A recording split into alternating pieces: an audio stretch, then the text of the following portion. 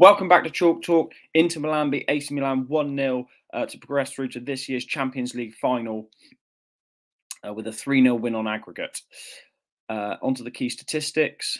Inter Milan did have less possession than AC over the course of the game. They were happy to defend more and play on the counter. Their expected goals was almost double AC Milan's, and Inter Milan did manage to create more shots in the end, albeit, like I said, mainly from the counter-attack.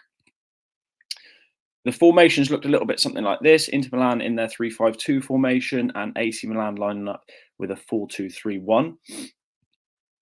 Inter looking something a little bit like this in possession. Obviously, the wing-backs for Inter are a key component in terms of their style of play, and they look to get the ball to them as quickly as possible in their build-up. Edin Dzeko plays a key role also in their build-up and is quite happy to drop in a little bit deeper than Martinez and link play and look for passes for the on-rushing midfielders or indeed Martinez.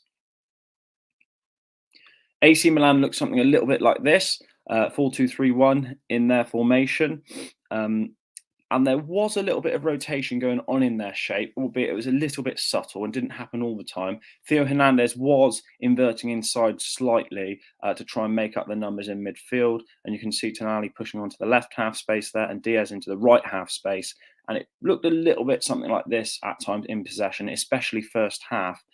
And they were obviously always trying to look for Leao out wide, their danger man, high and wide to try and isolate him.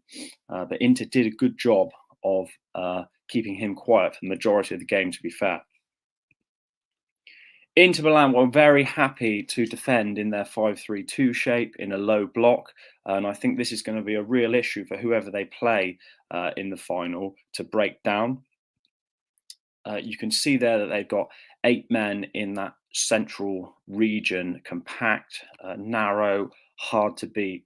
And they're very disciplined in their shape and are happy to defend like this for large periods. In possession, Inter are very good on the counter-attack, and DiMarco and Dumfries get forward quickly and offer support in attack. And this is something whoever they play in the final will have to be very wary of. They also are then backed up with Mkhitaryan and Barella in the half spaces. Obviously, they did make some subs throughout the game as well, but this was what the starting lineup was, and I probably feel that it probably won't be too far from this in the final.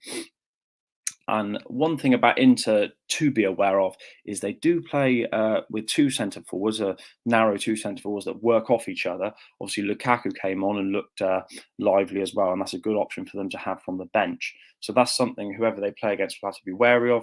Obviously, not loads of teams throughout Europe now do play with 2 out-and-out centre forwards, and whoever Inter play up front are always a handful. One thing to be mindful of is the fact that Inter have actually lost 11 games in Serie A. So although they have looked very strong and have obviously beat AC Milan over 2 legs, 3-0 quite convincingly, they have lost 11 games in Serie A. So whoever they do come up against in the final, whether it's Real Madrid or Man City, can probably look at this and actually take a little bit of insight to think, well, yeah, this team is beatable. However, over the 2 legs that they played against AC Milan, they have looked very strong and hard to beat. So it should make for a really interesting final, whoever they end up playing. Give us a like and subscribe if you've enjoyed this video, and I'll see you next time.